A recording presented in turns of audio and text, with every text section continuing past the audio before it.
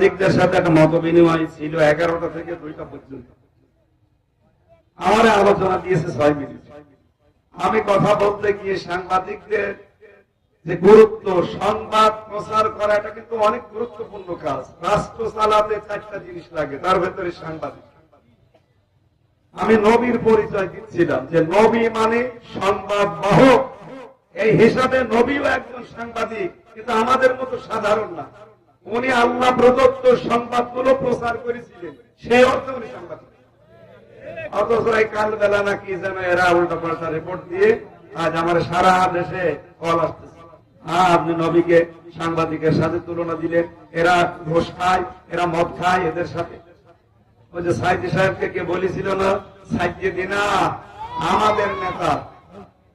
নবীকে আমরা আমাদের নেতা বলি না, আরবিতে বলি, বাংলায় বলতে গেলে ফতোয়া দেয়, আমাদের নেতারা মদ খায়, গাঁজা খায়, উল্টা পাল্টা করে, আর আপনি আমাদের নেতা বললেন। আরে ভাই, আপনি তো আরবিতে বললেন, আপনি নবীকে নবী আরবিতে বললে সমস্যা নেই, আমি এটা বাংলা করলাম সংবাদ বাহক সাংবাদিক, আর আমার দোষ হয়ে গেল না। আমি তো সাধারণ এরকম উল্টা পাল্টা সাংবাদিকদের কথা বলি না। বিশ্ব নবী ছিলেন মহান আল্লাহ প্রদত্ত যে সংবাদ, ওইটা প্রচারকারী। বাল্লিগ মা উনজিলা ইলাইকা মির রাব্বিক, হে রাসূল আপনি প্রচার করেন যেটা আপনাকে আপনার রব দিয়েছে, তার নাম কোরআন।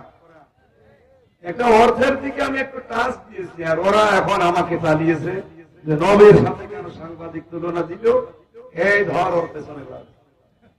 কি যে যন্ত্রণায় আছে কথা বলতে গিয়ে।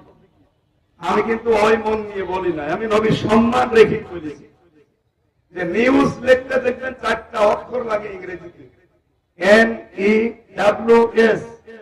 এন দিয়ে যদি নর্থ ধরেন, ই দিয়ে যদি ইস্ট ধরে, ডাব্লু দিয়ে যদি ওয়েস্ট ধরে, এস দিয়ে যদি সাউথ ধরে, পৃথিবীর চারিদিকে হয়ে গেছে, আর কোন দিক বাকি আছে?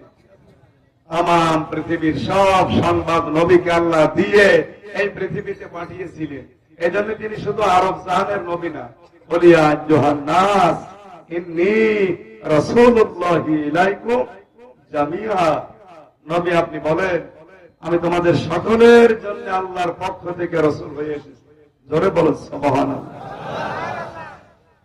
আমার ভাইরা, বিশ্বনবী মুহাম্মদুর রাসূলুল্লাহকে আল্লাহ যে সংবাদগুলো দিয়ে পাঠিয়েছিলেন, ওইরকম একটা সংবাদ আমরা আপনাদের সামনে আজকে উপস্থাপন করব। আমার আলোচনার বিষয় হচ্ছে খেলাফতের শর্ত। আমার আয়াত তেলাওয়াত শুনে আলেমরা বুঝেছেন, এটা সূরা নূরের 55 নম্বর আয়াত। যেটা তাফসীর মাহফিল লিখেছেন আপনি, এটা সিরাত মাহফিল না, এটা ওয়াজ মাহফিল না, এটা ইসালে সওয়াব না, আর এটা ওরস শরীফ না, ওরস শরীফ না, এটা তাফসীরুল কোরআন মাহফিল লিখেছেন। আমরা আশা করব আয়াত থেকে নিগুড় তথ্যগুলো তাফসীর আকারে পেশ করার আল্লাহ তৌফিক দান, বলেন আমিন। সূরার নাম সূরা নূর। কোন সূরা? আরো জোরে বলেন।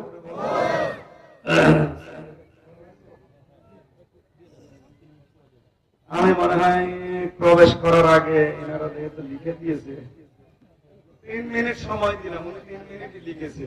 যে যা এনেছে এর খরচের জন্য আপনার 5টা টাকা হলে একটা চা খেতে 10 টাকা লাগে, চা খাওয়ার দাম হলেও দিয়ে যাবেন। মসজিদের উন্নয়ন করবে না, আল্লাহর ঘর। এই হাদিসটা আগে শোনেন, মান বানা লিল্লাহি মাসজিদান বানাল্লাহু লাহু বাইতান ফিল জান্নাহ। কেউ যদি একটা মসজিদ তৈরি করে, মসজিদ মানে এদিকে 100 হাত, এদিকে 50 হাত না, মসজিদ বলা হয় একটা সেজদার জায়গাকে। মসজিদান আছে, সুতরাং একটা সেজদা দিতে খুব বেশি হলো 2.5 হাত জায়গা লাগে। কথা বলেন না কেন?